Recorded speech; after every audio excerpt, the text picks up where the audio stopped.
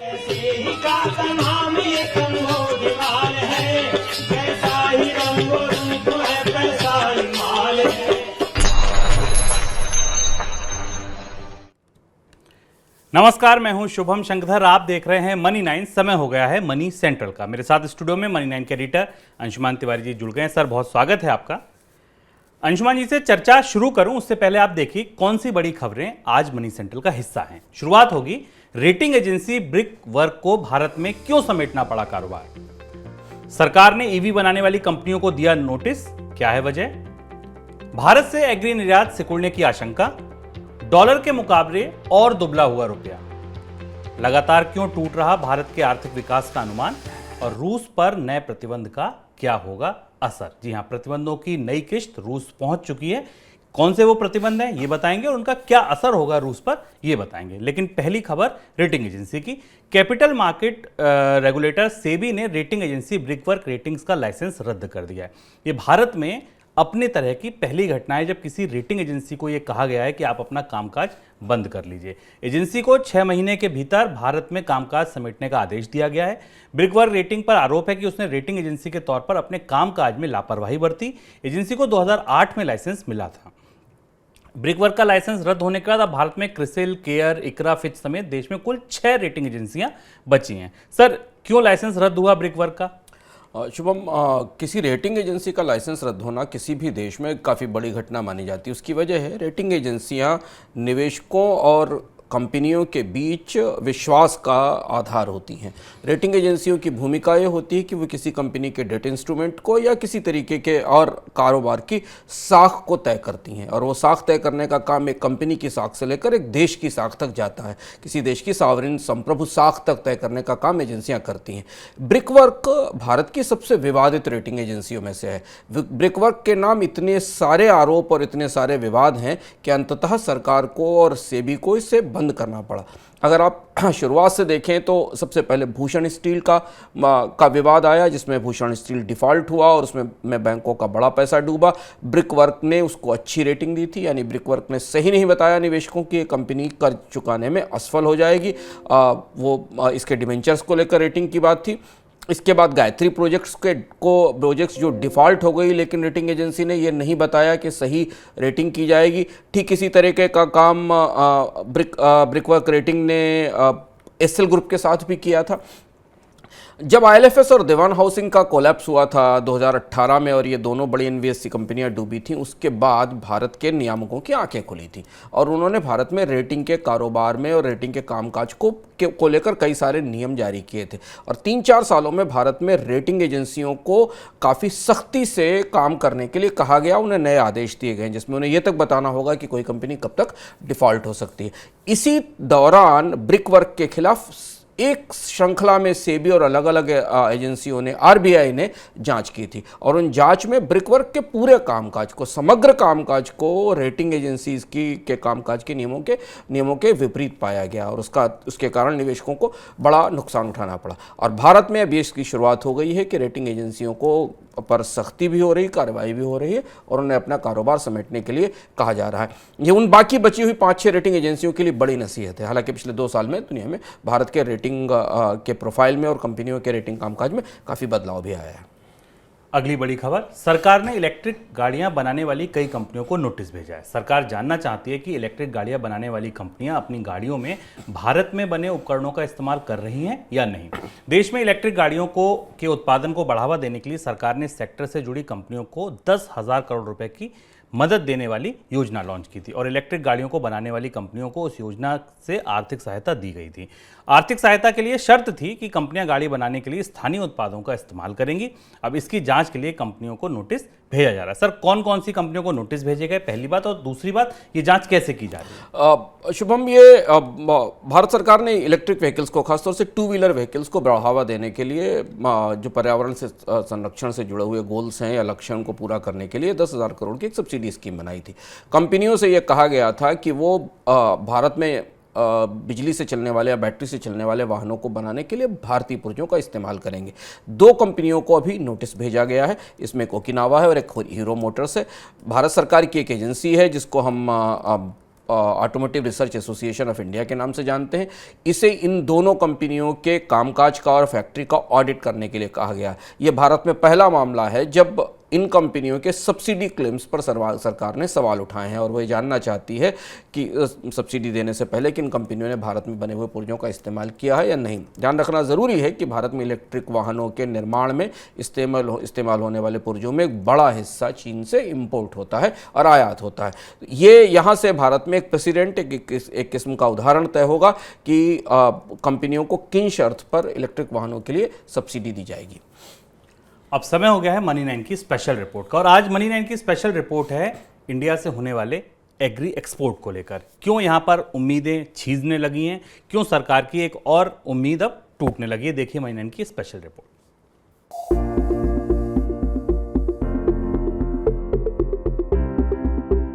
चालू खाते के प्रबंधन के मोर्चे पर सरकार की मुश्किलें थमने का नाम नहीं ले रही।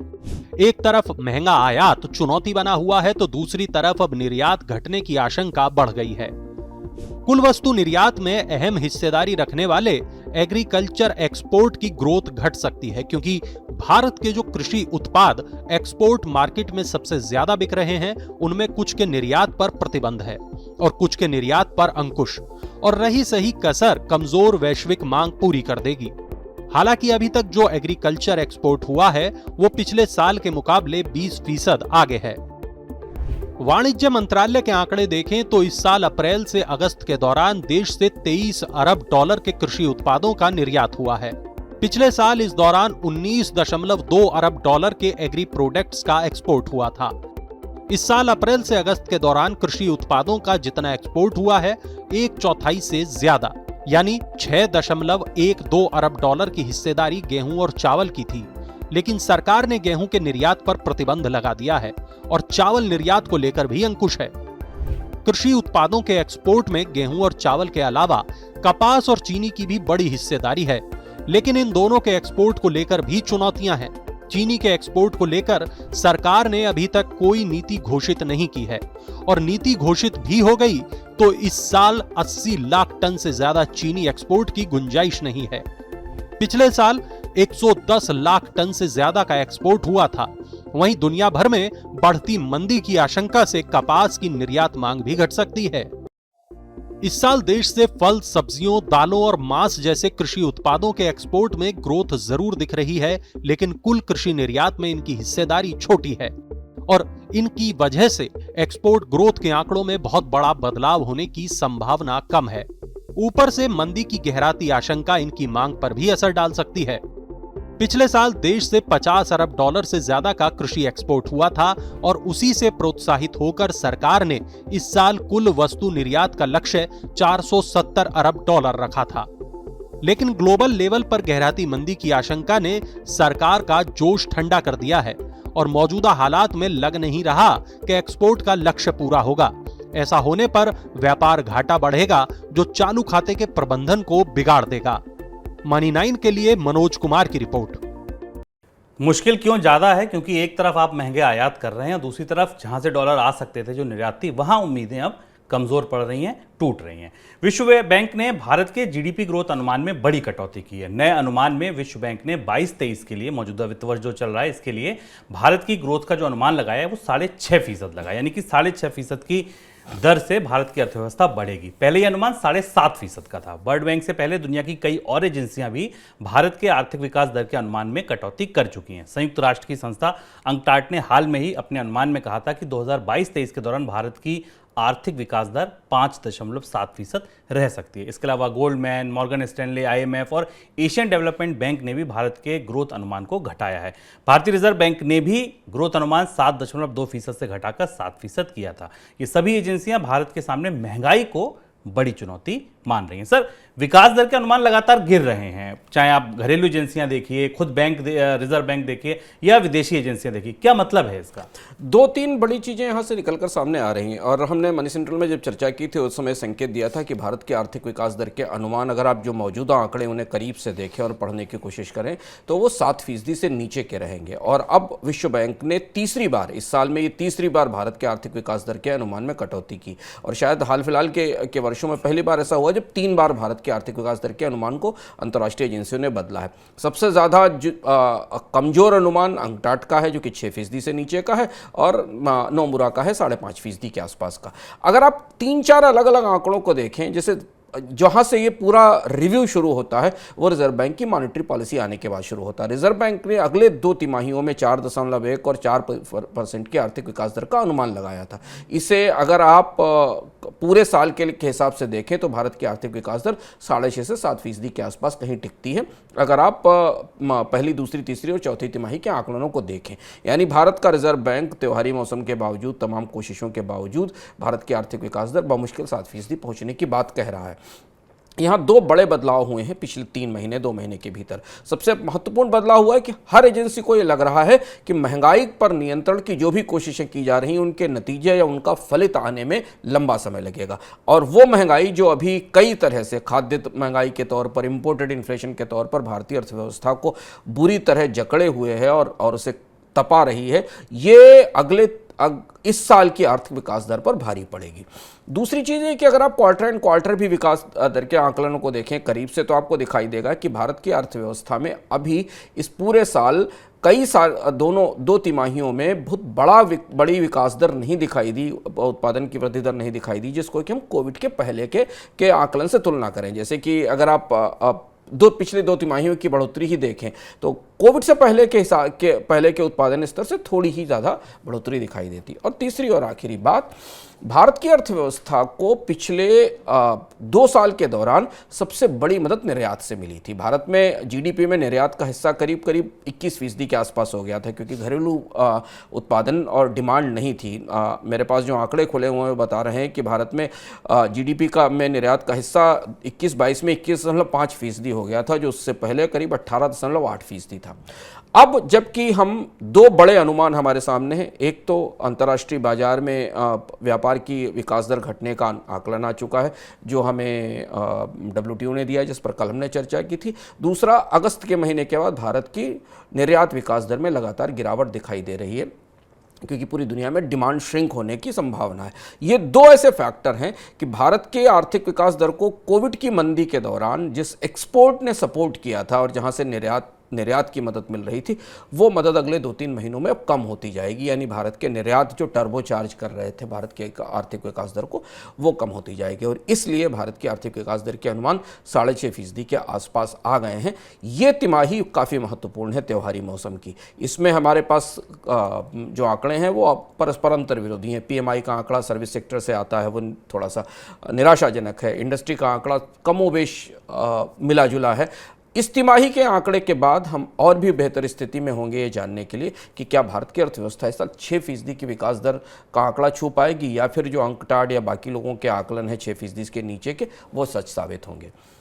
और यही जो अंशुमान जी ने बात की, इसी को पुष्ट करती है जो आज मनी 9 की स्पेशल रिपोर्ट है, जो एग्रीकल्चर निर्यात है, जो अंशुमान जी ने कहा निर्यात की विकास दर लगातार घट रही है, उसका एक हिस्सा एग्री एक्सपोर्ट पे भी है। अब आज दिन की सबसे बड़ी, सबसे ज़रूरी खबर, अमेरिकी डॉलर के मुकाबले भारतीय करेंसी रुपए में एक बार फिर से भारी गिरावट देखी जा रही है। शुक्रवार को प्रति डॉलर रुपया 82.38 के रिकॉर्ड स्तर तक टूट गया, यानी कि अब $1 आपको खरीदने के लिए 82 रुपये 38 पैसे देने पड़ेंगे। अमेरिकी डॉलर में फिर से आई तेजी की वजह से रुपए पर दबाव देखा जा रहा है। डॉलर इंडेक्स एक बार फिर 112 के ऊपर पहुंच गया है। रुपए में आई इस कमजोरी की वजह से देश में आयातित वस्तुओं की महंगाई बढ़ने की आशंका फिर गहरा गई है, फिर बढ़ गई है। सर, ये जो दूसरे दौर की गिरावट है रुपए में, पहले एक दौर था जो 80 तक हम बार बार लौट रहे थे, अब 80 से निकले तो अब 82 के बार बार हम पार निकल रहे हैं। क्यों इतनी तेज है ये गिरावट इस बार? दूसरे दौर की गिरावट कई मामलों में काफ़ी महत्वपूर्ण और तेज है। बल्कि अब बाजार में अगर आप फॉरेक्स डीलर से बात करें या जो बैंकर्स हैं उनसे बात करें, वो ये मान रहे हैं कि 82 ही नया 80 है। अगर आप इसे कहें, जो 80 का स्तर ही 82 का स्तर है, उसकी 2 बड़ी वजह हैं। पहली चीज़ तो रिजर्व बैंक ने अपनी मौद्रिक नीति में $80 पर अपने कैलकुलेशंस बेस कर दिए। यानी बाजार को ये समझ में आ गया कि भारत का केंद्रीय बैंक ये मान रहा है कि रुपए को 80 से पीछे ले जाना अब मुश्किल काम है। नंबर 1। नंबर 2, भारत का विदेशी मुद्रा भंडार जनवरी से लेकर अभी तक करीब करीब 97-98 बिलियन डॉलर गिर गया और अब बहुत थिन डिवाइडिंग लाइन में भारत खड़ा हुआ है, जहां केवल 10 महीने के आयात के बराबर विदेशी मुद्रा भंडार है। अब हर समय जब रुपए को बचाने की कोशिश की जाएगी और जितना विदेशी मुद्रा भंडार डाला जाएगा, रुपया उतना ही कमजोर होता चला जाएगा। दूसरी चीज, तीसरी चीज है कि भारत में नॉर्थ ब्लॉक और आरबीआई को यह समझ में आया कि जब तक डॉलर इंडेक्स की मजबूती आने वाले समय में बढ़ती रहेगी, तब तक विदेशी मुद्रा भंडार में कमी भी रहेगी और रुपए को बचाया नहीं जा सकता। यानी रिजर्व बैंक जो उतना आक्रामक होकर बाजार में विदेश में डॉलर को रुपए को बचाने की कोशिश कर रहा था, उतना आक्रामक नहीं दिखा। इसलिए 80 से 82 का सफर रुपए ने बहुत तेजी से तय किया। अगर आप 78 से 80 का सफर देखें तो रुपये ने लंबा समय लगाया था 79 से 80 के बीच में आने में, लेकिन 80 से 82 का सफर बहुत तेजी से तय किया। अब बाजार में चर्चा यह है कि रिजर्व बैंक का इंटरवेंशन 82 को डिफेंड करने के लिए आएगा, 82 को डिफेंड करने के लिए आएगा। 82.30 82.40 के आसपास आरबीआई इंटरवीन करेगा, ऐसे संकेत हमें बाजार से मिल रहे हैं। ये गिरावट की पहली वजह। और दूसरी और महत्वपूर्ण वजह यह है कि जो एक बड़ी होप कच्चे तेल की कीमतों में कमी की बनी थी मंदी की संभावना के कारण, वो अब टूटती दिख रही है। ओपेक देशों की संधि के कारण कच्चे तेल की कीमतें $94 से ऊपर निकली हुई हैं। यानी भारत के आयात बिल को फिलहाल अगले कुछ महीनों तक कोई राहत नहीं मिलने वाली है।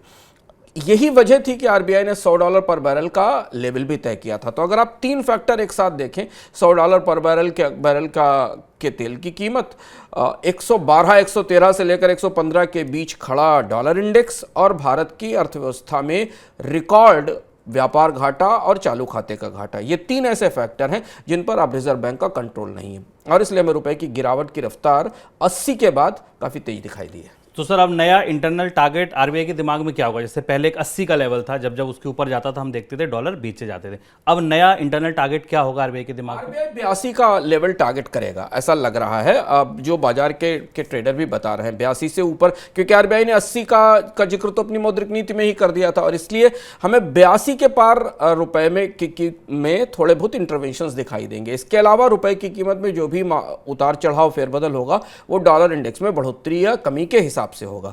एक और चीज है कि आरबीआई की निगाह इस बात पर रहेगी कि अगले 2-3 महीनों में अमेरिकी अर्थव्यवस्था के आंकड़े कैसे आते हैं। अमेरिकी अर्थव्यवस्था में अगर तेज ब्याज दरों में बढ़ोतरी के बाद मंदी के संकेत गहरे दिखाई देते हैं, अमेरिकी अर्थव्यवस्था में महंगाई पर नियंत्रण के संकेत दिखाई देते हैं, तो उसका लाभ भारत में भारतीय मुद्रा को मिलेगा, क्योंकि उससे ये संकेत मिलेंगे कि शायद फेडरल रिजर्व ब्याज दरों में बढ़ोतरी की रफ्तार को थोड़ा धीमा करेगा। लेकिन अभी तो 75 बेसिस पॉइंट की एक और बढ़ोतरी के संकेत बाजार से स्पष्ट रूप से आ रहे हैं। तो अब रिजर्व बैंक की चुनौती यह है कि उसे रुपए में अचानक कोई बहुत बड़ी गिरावट ना आए और पैनिक ना आए, उसे रोकने की भी कोशिश करनी और दूसरी तरफ से विदेशी मुद्रा भंडार को बचाना है। एक जो और महत्वपूर्ण बदलाव हुआ वो ये हुआ कि भारत की जो व्यापक आर्थिक तस्वीर है, जिसको हम अंग्रेजी में मैक्रो तस्वीर कहते हैं, वो पिछले 2-3 महीने में कमज़ोर हुई है और इसके कारण विदेशी निवेशकों की तरफ से भारतीय शेयर बाजार में निवेश की संभावनाएं भी अब सीमित होती जा रही हैं। इसलिए हम देख रहे हैं कि शेयर बाजार दोनों साइड मूव करते हैं, थोड़ा बढ़ते हैं थोड़ा गिरते हैं। तो अब विदेशी मुद्रा की आपूर्ति की चुनौती अगले कुछ महीनों तक रहेगी और इसलिए रिजर्व बैंक शायद रुपए की गिरावट से ज़्यादा विदेशी मुद्रा भंडार की गिरावट को करीब से देखेगा।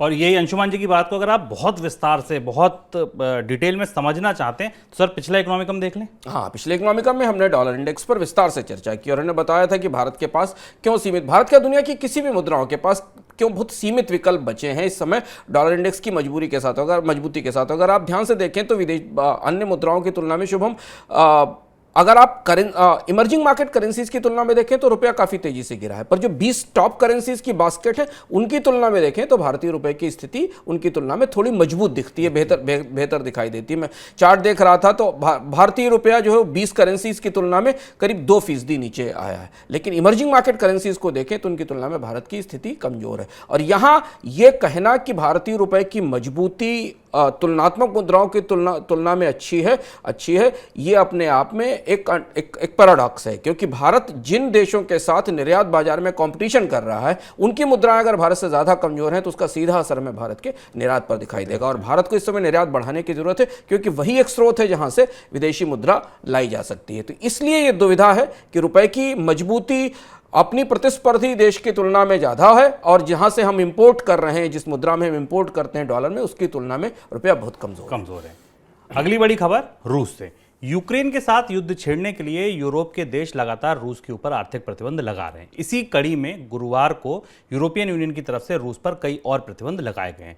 रूस से स्टील, मशीन उपकरण, प्लास्टिक, गाड़ियां, टेक्सटाइल और फुटवेयर सहित कई तरीके की वस्तुओं के आयात को रोक दिया गया। इसके अलावा रूस को कोकिंग कोल और हथियारों में इस्तेमाल होने वाले इलेक्ट्रॉनिक उपकरणों के निर्यात पर भी रोक लगा दी गई है। साथ में रूस के कई सैन्य अधिकारियों और नागरिकों पर भी प्रतिबंध लगाए गए हैं। सर, ये ताजा प्रतिबंध कितने कठोर हैं, कितने नुकीले हैं, कितना असर डालेंगे रूस पर? इन प्रतिबंधों की खेप तबाही है जब रूस ने दो तरीके की खबरें हमारे पास रूस यूक्रेन युद्ध के मोर्चे से आती हैं। एक खबर ये आती है कि रूस की सेना पीछे हट रही है, और दूसरा ये कि रूस ने उन क्षेत्रों को, यूक्रेन के जिन क्षेत्रों को अपना हिस्सा बताता है, उन्हें एक किस्म से एनेक्स कर लिया है, जोड़ लिया है और उनकी स्वाधीनता की या उन्हें आज़ाद करने की कोशिश की है। उसके बाद लंबे समय के बाद, लगभग 2-3 महीने बाद, ये नई और ताज़ी खेप आई है। ये खेप रूस की अर्थव्यवस्था में जो थोड़ा बहुत एक्सपोर्ट के रास्ते खुले हुए थे, एविएशन सेक्टर में कुछ एक्सपोर्ट का रास्ता खुला था, कुछ पल्प पेपर का, लकड़ी का, स्टील का एक्सपोर्ट का रास्ता खुला हुआ था, इन्हें पूरी तरह बंद करने की बात है। इसके बाद जो बड़ा फैसला शायद यूरोपियन देश करेंगे वो रूस से कच्चे तेल के एक्सपोर्ट पर या कच्चे तेल की कीमतों पर कैपिंग लगाने की बात करेंगे। जो आकलन हमें मिल रहा है ये चूंकि सारा निर्यात ईयू को ही होता था, भौगोलिक रूप से रूस यूरोपियन देशों के साथ जुड़ा हुआ है, इससे कम से कम रूस को $6.9 बिलियन का लॉस और ज़्यादा होगा इन नए प्रतिबंधों के जरिए। और इन नए प्रतिबंधों के पीछे पृष्ठभूमि में एक और महत्वपूर्ण चीज़ है, जो घटनाक्रम धीमे धीमे आने वाले समय में थोड़ा और आगे बढ़कर आएगा, कि रूस और ओपेक देशों के बीच जो नए किस्म का गठजोड़ बना है, वो गठजोड़ भी यूरोपीय देशों के लिए चुनौती बन रहा है, क्योंकि कल अमेरिका के बाजार में गैस की कीमतों में फिर हमने बड़ी तेज़ी देखी है, और उसका असर हमें यूरोप के बाजारों में भी गैस की कीमतों पर दिखाई दिया। भारत और यूके के बीच होने वाला मुक्त व्यापार समझौता वहां बनी नई सरकार के बाद आसान नहीं लग रहा है। यूके की गृह सचिव ने कहा है कि भारत के साथ मुक्त व्यापार समझौते के बाद भारत से यूके में बसने वाले लोगों की संख्या बढ़ेगी। यूके की नई प्रधानमंत्री लिज ट्रस ने हाल में ही ब्रिटिश अधिकारियों को भारत के साथ व्यापार समझौते को दिवाली तक फाइनल करने की हिदायत दी थी, और दोनों देश के बीच मुक्त व्यापार समझौते के लिए 5वें चरण की बातचीत अगस्त में खत्म हो चुकी थी। लेकिन यूके की गृह सचिव की ओर से नया बयान इस समझौते की राह में मुश्किल नजर आता है। सर, किन किन चीजों को लेकर मतभेद हैं अगर हम एफटीए की बात करें तो? कुछ थोड़ा सा नई सरकार आने के बाद शुभम, ये जो भारत और ब्रिटेन के बीच मुक्त व्यापार समझौता, उस पर चीज़ें थोड़ा धीमी पड़ती दिखाई दे रही हैं। या तो अभी नई सरकार अपनी घरेलू समस्याओं में इतनी उलझी हुई है कि वो इस व्यापार समझौते पर ध्यान नहीं दे पा रही, पर ये जो वहाँ के गृह मंत्री का बयान आया, उस बयान में 2 महत्वपूर्ण चीज़ें दिखाई देती और जो भारत के लिए शायद आने वाले समय में चुनौती होंगी इस व्यापार समझौते को आगे ले जाने के लिए। गृह मंत्री ने कहा कि ऐसा नहीं मानना चाहिए कि इस समझौते से यूके का पूरा बाजार खुल जाएगा। यूके की जो सरकार है या जो मौजूदा सरकार है, वो माइग्रेंट्स को लेकर, बाहर से आने वाले प्रवासियों को लेकर काफ़ी संवेदनशील है। हमने इससे पहले भी देखा कि ब्रेग्जिट, यूरोपियन यूनियन से ब्रिटेन का बाहर जाना भी इसी मुद्दे पर था और इसी संभावना पर था कि ब्रिटेन में अन्य यूरोप के देशों से माइग्रेंट्स आ रहे हैं, प्रवासी आ रहे हैं। भारत ये चाहता है कि भारत के युवाओं के लिए, डॉक्टर्स के लिए, टेक्नोलॉजी ट्रेंड प्रोफेशनल्स के लिए यूके का बाजार खुले और उन्हें वहाँ काम करने का मौका मिले, और वही इस पूरे ट्रेड डील का सबसे महत्वपूर्ण पहलू होने वाला है भारत की दृष्टि से, क्योंकि भारत यूके को भविष्य में सर्विसेज एक्सपोर्ट्स के लिहाज से एक बड़े बाजार के तौर पर देख रहा है। और अगर आप गृह मंत्री के बयान को गंभीरता से देखें तो इसी तरफ इशारा कर रही है कि माइग्रेंट्स को लेकर यूके की सरकार उतनी उदार नहीं होगी, उतने दरवाजे नहीं खोलेगी जिसकी उम्मीद की जा रही। और इसलिए अब यह घटनाक्रम किस दिशा में जाएगा ये हमें देखना होगा, क्योंकि नई सरकार आने से पहले तक भारत और यूके के बीच काफ़ी गर्मजोशी के साथ इस पर आगे बढ़ने की कोशिश की गई थी। रिलायंस इंडस्ट्रीज के चेयरमैन मुकेश अंबानी सिंगापुर में फैमिली ऑफिस खोलने जा रहे हैं। रिपोर्ट की माने तो रिलायंस इंडस्ट्रीज ने मुकेश अंबानी के फैमिली ऑफिस के लिए सिंगापुर में एक मैनेजर और कुछ कर्मचारियों का चुनाव किया। दुनिया भर के कई बड़े उद्योगपति फैमिली ऑफिस के लिए सिंगापुर का चुनाव करते हैं और इसी कड़ी में अब मुकेश अंबानी का नाम जुड़ने जा रहा है। हालांकि रिलायंस इंडस्ट्री की तरफ से इस रिपोर्ट पर अभी कोई प्रतिक्रिया नहीं आई है। सर, फैमिली ऑफिस क्या होते हैं और बड़े घराने क्यों खोलते हैं इनको? फैमिली ऑफिस एक दिलचस्प कॉन्सेप्ट है और अब ये मुकेश अंबानी की तरफ का हवाला मत उनकी कंपनी की तरफ से, उनके परिवार की तरफ से एक ऑफिस खोलने की बात आज सब जगह चर्चा में है। अपेक्षा के मुताबिक रिलायंस समूह ने इस पर अपनी आधिकारिक प्रतिक्रिया इससे इनकार नहीं किया है, लेकिन फैमिली ऑफिस एक ऐसा कॉन्सेप्ट है जिसमें हाई नेटवर्थ इंडिविजुअल या जो सुपर रिच हैं वो किसी देश में जाकर एक छोटा सा कार्यालय खोलते हैं और वहाँ से कई तरीके की फिनेंशियल एक्टिविटीज़, जिससे कि वो वेल्थ फंड में इन्वेस्टमेंट कर सकें, दुनिया के देशों में निवेश कर सकें, ट्रस्ट चला सकें, अलग अलग जगह फैक्ट्रीज़ और उद्योगों में पैसा लगा सकें, इसके इस्तेमाल के लिए एक किस्म की कंपनी बनाते हैं। ये किसी वेल्थ मैनेजमेंट फर्म से थोड़ा ज़्यादा अलग होता है। आमतौर पर हम सुनते हैं कि जो सुपर रिच औद्योगिक घराने या परिवार हैं वो अपने लिए एक वेल्थ मैनेजमेंट फंड बनाते हैं, पर यहाँ फैमिली ऑफिस के कॉन्सेप्ट में चैरिटी और ट्रस्ट से लेकर निवेश तक सारी चीज़ें शामिल होती हैं। और ये कॉन्सेप्ट पिछले कुछ सालों में दुनिया में बढ़ा है, जहाँ कई बड़े औद्योगिक घरानों ने अलग अलग जगह जाकर फैमिली ऑफिस खोले हैं। वैसे इतिहास से बताता है कि पहला फैमिली ऑफिस जो किससे मिलते हैं वो रॉकफेलर ने करीब 1880 के आसपास बनाया था और जिससे रॉकफेलर ट्रस्ट ने काम करना शुरू किया था। पर रिलायंस समूह का सिंगापुर जाना एक दिलचस्प घटनाक्रम है अगर ये फैमिली ऑफिस वहाँ खोला जाता है, क्योंकि सिंगापुर जाने की वजह शायद ये है कि सिंगापुर टैक्सेशन के लिहाज से पूरी दुनिया में सबसे आकर्षक स्थान के तौर पर माना जाता है, जहाँ टैक्स की रेट्स कम है और वैसे भी भारतीय कंपनियां अपने तमाम कारोबारों के लिए सिंगापुर का इस्तेमाल करती रही और वहाँ पर अपने ऑफिसेज या बेस बनाकर भारत में कारोबार करती रही हैं। तो ये था हमारा आज का मनी सेंटर। पूरी उम्मीद है आपको पसंद आया होगा। अगली मुलाकात आपसे सोमवार को शाम 7 बजे मनी सेंटर में, लेकिन उससे पहले मैं आऊँगा रविवार को सुबह 11:15 बजे इकोनॉमिकम लेकर। सर, इस बार इकोनॉमिकम में क्या चर्चा है? हम इकोनॉमिकम में वही चर्चा करने वाले हैं जो सवाल आपके दिमाग में इस समय सबसे ज़्यादा चल रहा है वो ये कि अब हमारे पास भारत की आर्थिक विकास दर को लेकर, महंगाई को लेकर, ब्याज दरों को लेकर आकलनों की तस्वीर लगभग साफ हो चुकी है और हम ये अब गहराई से समझने की कोशिश करेंगे क्यों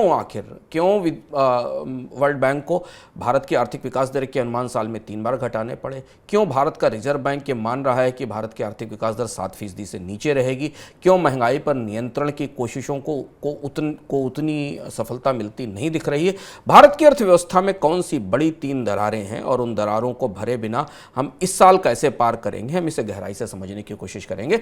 भारतीय अर्थव्यवस्था एक खास किस्म के 7 के फेर में फंस चुकी है। वो 7 का फेर क्या है, इसे हम इस बार सुलझाने की और खोलने की कोशिश करेंगे। 7% का फेर। चलिए, तो ये 7% का फेर इस बार इकोनॉमिकम का चर्चा का मुद्दा होगा। जैसा आप समझ गए होंगे, ये चर्चा सुनना इसलिए आपके लिए जरूरी है क्योंकि ये सीधी आपकी जेब से, आपके खर्च से, आपकी कमाई से, आपके निवेश से जुड़ी है। फिलहाल दीजिए इजाजत। नमस्कार।